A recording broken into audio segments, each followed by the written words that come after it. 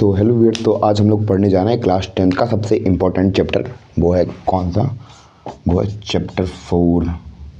इसका नाम है कार्बन एंड इट्स कंपाउंड। तो अब हम लोग पढ़ने जा रहे हैं कार्बन के बारे में। तो अगर केमिस्ट्री की बात करी जाए तो केमिस्ट्री में एक बहुत बड़ी शाखा जो ऑर्गेनिक केमिस्ट्री है, वो इस पे कार्बन के ऊपर डिपेंडेंट है कि क्या कार्बन किसके साथ कैसे कैसे बंध बनाता है, मतलब कैसे कैसे जोड़ बनाता है। इसके बारे में हम लोग पढ़ेंगे क्लास 10 में। और बस यही है हम लोग का चैप्टर 4। और पर ये बहुत ज़्यादा इंपॉर्टेंट है अगर आप लोग बोर्ड्स के पर्सपेक्टिव से काम कर रहे हैं या फिर कंपटीशन की भी तैयारी कर रहे हैं। तो ये बहुत ज़्यादा इम्पोर्टेंट चैप्टर है हमारे कंपटीशन एग्ज़ाम्स के लिए और कई सारे चीज़ों के लिए बहुत ज़्यादा इम्पोर्टेंट है, जिसमें हम लोग पढ़ेंगे इसका कार्बन के बारे में। तो हेलो व्यूअर्स, तो अब हम लोग शुरू करने जा रहे हैं अपना क्लास 10 का हिंदी मीडियम का चैप्टर 4 ओबी केमिस्ट्री का, क्लास 10 का। तो अगर हम लोग इसमें जानेंगे तो हम लोग इसके बारे में इसमें पढ़ेंगे कि जो हम लोग इसमें बेसिकली किसके बारे में पढ़ेंगे, कार्बन और उसके यौगिकों के बारे में पढ़ेंगे। तो जैसे आप लोगों को पता हो कि दुनिया में जितनी भी चीज़ें बनी हुई हैं उस हर चीज़ के अंदर कार्बन पाया जाता है। अगर हम लोग अपने शरीर की बात भी करें तो हमारा शरीर भी कार्बन से मिलकर ही बना है। दुनिया में हर चीज़ जो भी है उसमें कार्बन पाया जाता है और पूरे एटमॉस्फेयर में 0.2% जो का है कार्बन, वो लेयर के फॉर्म में, प्योर फॉर्म में पाया जाता है। 0.02% पाया जाता है कोयले की फॉर्म में। तो और हम लोग अब कार्बन के कुछ इंपॉर्टेंट पॉइंट पढ़ने जा रहे हैं कि क्या होता है कार्बन, और इसके बारे में थोड़ा बहुत डिटेलिंग जानने वाले हैं। तो सबसे पहले हम लोग पढ़ेंगे क्या, कार्बन एक अधातु है। आप लोगों ने चैप्टर 3 में धातु और अधातु के बारे में पढ़ा होगा, तो वही है ये। तो कार्बन क्या होता है, एक अधातु होता है। और क्या पढ़ेंगे, इसका प्रतीक सी होता है। इसका प्रतीक सी, इसको ऐसे रिप्रेजेंट करके दिखाते हैं हम लोग। और इसकी परमाणु क्रमांक कितनी होती है, 6। इसकी एटॉमिक नंबर कितना होता है, 6 होता है। और इसका द्रव्यमान क्रमांक होता है 12। द्रव्यमान क्रमांक कितना होता है, 12। और इसका क्या होता है, परमाणु द्रव्यमान होता है कितना, 12.0107 मात्रक।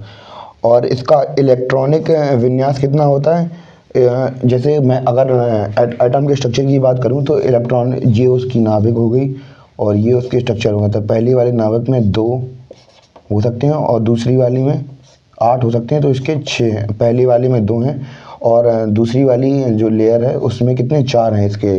तो इसके ये इलेक्ट्रॉनिक विन्यास कितनी है, 2 और 4 की इलेक्ट्रॉनिक विन्यास है।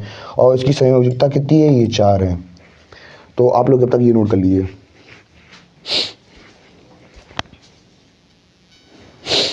तो व्यूअर्स, हम लोग आगे अगर बढ़ते हैं तो अब हम लोग जानेंगे कि भैया जो हमारी कार्बन है वो हमारी पृथ्वी में कब कितना, कैसी क्या मात्रा में पाया जाता है, उसके बारे में पढ़ेंगे। तो अब हम लोग भूपर पट्टी की बात करेंगे। भूपट्टी पर उपस्थित कार्बन की मात्रा क्या है, कैसी है, वो सब पढ़ने जा रहे हैं हम लोग। तो अगर हम लोग भूपट्टी में खनिजों, जैसे खनिज मतलब होता है मिनरल्स, तो मिनरल्स के फॉर्म में कैसे कैसे हमें कार्बन मिलता है जैसे कि कार्बोनेट, हाइड्रोजन, वो हाइड्रोजन कार्बोनेट, HCO3, कोयला व पेट्रोलियम के रूप में हमें कितना मिलता है, 0 सही नहीं है, 0.02% पाया जाता है इसके मिनरल्स के फॉर्म में। और क्या पढ़ेंगे, वायुमंडल, जो हमारी वायुमंडल जिसमें हम लोग सांस लेते हैं एटमॉस्फेयर में, तो एटमॉस्फेयर में कितने परसेंट एटमॉस्फेयर में कार्बन कितने परसेंट पाया जाता है, 0.03% पाया जाता है। और अगर हम लोग बात करें कि दूसरी गैसेस की, अगर आप लोग बचपन से ये क्लास फर्स्ट या सेकंड में थर्ड या फोर्थ में आने लगता है कि जो नाइट्रोजन है वो 78% होती है और जो ऑक्सीजन है वो होती है 21%, और बाकी जो गैसेस होती हैं उनको थोड़ा हल्के हल्के रेशियो में दे दिया जाता है। तो वैसे ही जो कार्बन होता है वो एटमॉस्फेयर में कितना, 0.03% पाया जाता है। और हम लोग अगर डेली लाइफ की बात करें तो इसके यौगिकों से अलग अलग चीज़ें बनती हैं। जैसे कि अगर मैं अपनी भी बात करूँ तो मेरे अंदर भी कुछ हिस्सा कार्बन का होगा होगा क्या, बल्कि है। और आप लोग की बात करें तो आप लोग भी कार्बन से मिलके ही बने हैं। तो अगर मैं डेली लाइफ की बात करूँ तो हमारे क्या भोजन कपड़े, दवा, पुस्तकें, सभी सजीव वस्तुएं, पेड़ पौधे व जीव जंतु कार्बन के यौगिकों से बने होते हैं। तो यही है कि जो भी दुनिया में हर चीज़ कार्बन के यौगिक, जो कार्बन है वो है तो एक ही एलिमेंट, पर इसकी एक जो क्वालिटी है यौगिक बनाने की वो इतनी अच्छी है कि किसी भी एलिमेंट में इससे ज़्यादा यौगिक नहीं बन सकते हैं। अगर मैं बात करूं तो जैसे कि हम हैं, कोई भी चीज़ है, ये दीवार भी है या मेरा हाथ है या मेरा शरीर है या भोजन है, वो तो हर चीज़ के अंदर क्या पाया जाता है, कार्बन पाया जाता है। तो बस इतना ही है, बाकी आप लोग नोट कर लीजिए इसमें। तो व्यूअर्स, तो अब हम लोग पढ़ेंगे कि भैया एटम के बारे में, कि जो एटम होता है उसके स्ट्रक्चर अंदर से कैसा होता है, उसके जो उसकी अगर हम लोग बात करें इलेक्ट्रॉन्स और प्रोटॉन की, तो जो बीच में होता है तो वो प्रोटॉन और क्या न्यूट्रॉन रहते हैं, और ये अष्टक होती है, मतलब ये लाइंस होती हैं, ये उसकी यहाँ पे क्या होता है, इलेक्ट्रॉन्स होते हैं, क्या इलेक्ट्रॉन्स होते हैं। और जो पहला अष्टक होता है उसमें 2 इलेक्ट्रॉन्स होते हैं, पहला अष्टक होता है उसमें 2 इलेक्ट्रॉन्स होते हैं, दूसरा 8 होता है, तीसरा 18 होता है। तो ऐसे ही करके ऐसे अष्टक बनता है। तो अब हम लोग पढ़ने जा रहे हैं क्या, रासायनिक आबंधों को प्रकार पढ़ने जा रहे हैं। किसके बारे में, रासायनिक आबंधों के प्रकार के, केमिकल इंटरेक्शन कैसे होती है कार्बन के अंदर। तो अब ये 2 प्रकार के होते हैं, क्या होते हैं, 2 प्रकार के होते हैं आबंध। किसके अंदर, किसी भी मतलब किसी भी आबंध को 2 प्रकार में बांटा जा सकता है, किसमें, आयनिक आबंध, और दूसरा होता है सहसंयोजी आबंध। तो आयनिक आबंध क्या होता है, अब हम लोग वो जानने वाले हैं, किसकी मदद से, एग्जांपल की मदद से समझेंगे। अब ये मैंने Na और Cl का एग्जांपल दिया है, क्लोराइड का, सोडियम और क्लोराइड का एग्जांपल दिया है, और इसकी डेफिनेशन सबसे पहले हम लोग कवर करते हैं। क्या करते हैं, इलेक्ट्रॉन के आदान प्रदान से बनने वाले आबंध को आयनिक आबंध कहते हैं। मतलब कुछ नहीं है कि इनके बीच में जो मतलब जो इलेक्ट्रॉन्स थे उनका आदान प्रदान हो रहा था। तो इसको हम लोग एग्जांपल की मदद से समझते हैं। तो जो Na होता है उसका जो एटॉमिक नंबर होता है, परमाणु संख्या होती है कितनी, 11 होती है, और Cl की कितनी होती है, 17 होती है।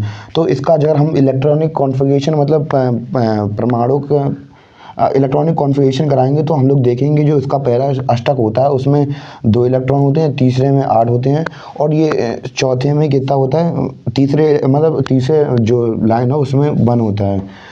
और इसमें कितनी होती हैं, पहले में 2 होती हैं, दूसरे में 8 होती हैं, तीसरे में 7 होती हैं। अगर हम लोग बात करें कि जो अष्टक पूरा करने की बात होती है, हाइड्रोजन और हीलियम को छोड़ के इन दोनों को अष्टक में कितने चाहिए होते हैं, 2 इलेक्ट्रॉन्स चाहिए होते हैं अपने आखिरी अष्टक को अपने अष्टक को कंप्लीट करने के लिए। और इसके बाद जितने भी एलिमेंट होते हैं हमारे पीरियोडिक टेबल में, तो सबको कम से कम 8 अष्टक चाहिए होते हैं, तो अपना मतलब बैलेंस करने के लिए, अपने आप को बैलेंस करने के लिए। तो इसमें कितने, 8 हैं। अब यहाँ पे इसके पास एक एक्स्ट्रा और इसके पास एक कम है, तो ये क्या करेगा, जो अपना एक इलेक्ट्रॉन है, अपना क्या एक इलेक्ट्रॉन है, वो इसमें दे देगा, NaCl को दे देगा। तो जब जो भी एलिमेंट अपने जो इलेक्ट्रॉन है वो देता है तो उसके ऊपर ये क्या हो जाता है, प्लस का साइन आ जाता है, और जो लेता है उसके ऊपर माइनस का साइन आ जाता है। तो जो प्लस का साइन होता है, जैसे ये क्या देता है, देता है तो इसको क्या कहते हैं, धातु। क्या कहते हैं, धातु। और जो लेता है उसे कहते हैं अधातु। ये Cl क्या होगा, अधातु होगा, और ये Na क्या होगा, धातु होगा। तो अब हम लोग पढ़ने जा रहे हैं किसके बारे में, जो क्या होता है, कार्बन होता है वो क्या नाम, आयनिक आबंध नहीं बनाता है, और उसके बारे में पढ़ेंगे सहसंयोजी बंध कैसे बनाता है। तो अगर हम लोगों को पता हो तो जो कार्बन होता है वो आयनिक आबंध नहीं बनाता है। तो फर्दर वाली स्लाइड में हम लोग बताएंगे क्यों नहीं बनाता है वो। तो हमने जो मैंने पिछली बार सवाल कहा था कि जो कार्बन होता है वो आयनिक आबंध नहीं बनाते हैं, क्यों नहीं बनाते हैं, हम लोग इस स्लाइड में उसको जानेंगे कि जो आयनिक आबंध होते हैं वो आयनिक आबंध, वो कार्बन होता है वो आयनिक आबंध क्यों नहीं बनाता है। तो फर्दर हम लोग उसके बारे में पढ़ते हैं कि क्या पढ़ते हैं, कार्बन का परमाणु क्रमांक 6 होता है। तो परमाणु क्रमांक क्या होता है, जो उसका परमाणु क्रमांक होता है वो 6 होता है, जिससे इसके सबसे बाहरी कक्ष कोश, अगर हम लोग इसकी बात करें तो इसका ये बाहरी कोश बनाए तो पहले वाले कोश में 6 होते हैं, तो 2 इधर पे होंगे और 4 बाहर होंगे। तो इसमें 4 बाहर होते हैं, बाहरी कोश में 4 इलेक्ट्रॉन्स, जैसे मैंने यहाँ दिखा दिया 1 2 3 4, बाहरी कोश में 4 इलेक्ट्रॉन्स होते हैं। आयनिक आबंध बनाने के लिए इसे 4 इलेक्ट्रॉन या तो छोड़ने पड़ेंगे या 4 इलेक्ट्रॉन लेने पड़ेंगे। ये जो कि दोनों ही संभव नहीं है। इस कारण कार्बन आयनिक आबंध नहीं बनाते हैं, और बनाते हैं तो क्या सहसंयोजी आबंध बनाते हैं। तो अगर हम लोग बात करें तो जो एक एटम होता है, जो मान चलिए एटम होता है, तो एटम के जो लास्ट स्ट्रक्चर होता है, जो लास्ट स्टेज होती है, तो उसमें लास्ट लेयर होती है, तो उसमें जो अगर आपके पास ज़्यादा एलिमेंट, मतलब ज़्यादा दूरी पर एलिमेंट जैसे 8 है, तो इसके पास जो कार्बन होता है, कार्बन के पास 4 होते हैं। तो अगर 1 या 2 हो तो चल जाता है, गर्मी देके उसके इलेक्ट्रॉन निकाल दिए जाते हैं। पर चार्ज देना या लेना बहुत बड़ी बात हो जाती है, इतनी उसकी कैपेसिटी नहीं होती है, तो वो क्या करते हैं, आबंध बनाते हैं। तो फर्दर हमने इस स्लाइड में इतना ही जानना था।